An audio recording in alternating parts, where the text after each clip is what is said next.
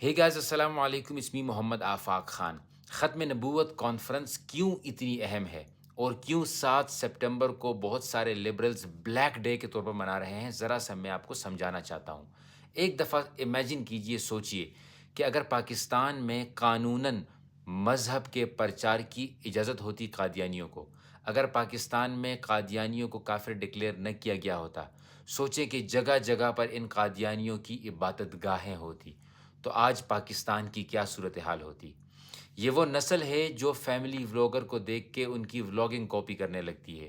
یہ وہ نسل ہے، آج کی نوجوان نسل، جن کو سوشل میڈیا کے ذریعے کوئی گالی دینے والے کو ہیرو بنانے میں وقت نہیں لگتا۔ یہ وہی نسل ہے جو سٹینڈ اپ کامیڈی کے نام پر بے حیائی پھیلا کر سمجھتی ہے کہ ہم کامیابی کی طرف جا رہے ہیں۔ کیا اس نسل کو گمراہ کرنا آسان نہ ہوتا؟ کیا یہ واقعتاً ہمیں ان علماء کو، ان مولویوں کو، ان سیاسی مولویوں کو کریڈٹ نہیں دینا چاہیے کہ جنہوں نے اس فتنے کو جڑ سے ہی ختم کر دیا؟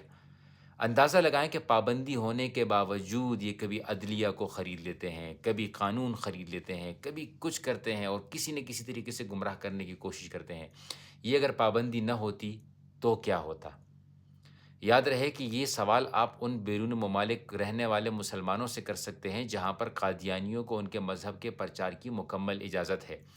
ڈر اور خوف لگا رہتا ہے کہ بچوں کو اسکول مسلمان بھیجا ہے، واپس آ کر وہ قادیانی نہ ہو جائے، وہ عیسائی نہ ہو جائے، اس کا مذہب نے تبدیل کر دیا جائے۔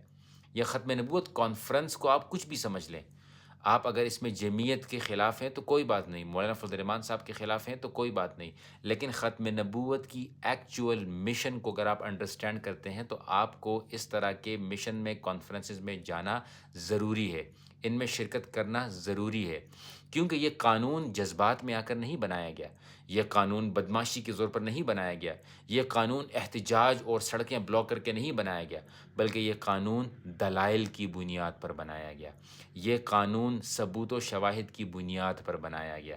اس کے باوجود، اس قانون ہونے کے باوجود، ہر وقت اس قانون میں رد و بدل کرنے کی کوششیں کی جاتی ہیں۔ اسی لیے آج آپ دیکھ سکتے ہیں کہ 7 سپٹمبر سے پہلے کبھی کوئی کہتا ہے کہ ختم نبوت سے لوگ پیسے بنا رہے ہیں، کبھی پوڈ کاسٹ کے نام پہ لوگوں کو گمراہ کیا جا رہا ہے۔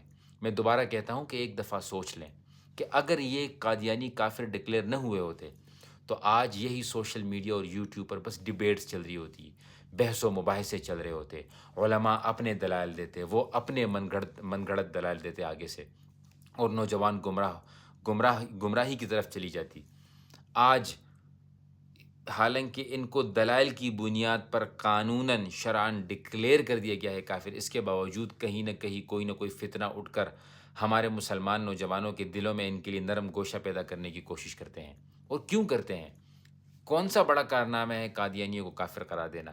کیونکہ جو آپ کی بنیادوں کو ہلانا چاہتا ہو، جو آپ کی بنیادوں کو کمزور کرنا چاہتا ہو، تو سوچیں اس کا بڑا مشن کیا ہوگا۔ ہر چیز تبلیغ ہے، ہر چیز پارٹنرشپ ہے۔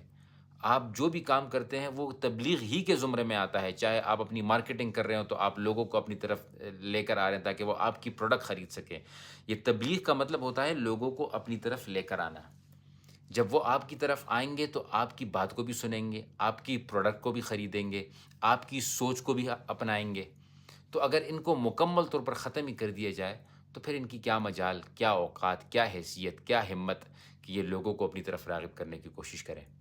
تو یقیناً یہ ایک بہت بڑا کارنامہ ہے، یقیناً اس پر ہمیں سیاست کو بالا طاق رکھ کر خوش ہونا چاہیے اور اپریشیٹ کرنا چاہیے ان علماء کو جنہوں نے سسٹم میں آ کر، سسٹم کا فائدہ اٹھا کر ہمیں، ہمارے آنے والی نسلوں تک ہم پر احسان کیا ہے۔ اللہ تعالیٰ سے دعا ہے کہ یہ کانفرنسز جہاں کہیں بھی ہو رہی ہوں، جو بھی پارٹی کر رہی ہو، اس طرح کی کانفرنسز کو اپریشیٹ کریں، اس طرح کی کانفرنسز میں شرکت کریں، کیا پتہ ہماری صاف نیت ہمارے لیے شفاعت کا ذریعہ بن جائے۔ جزاکم اللہ خیراً۔ السلام علیکم ورحمۃ اللہ۔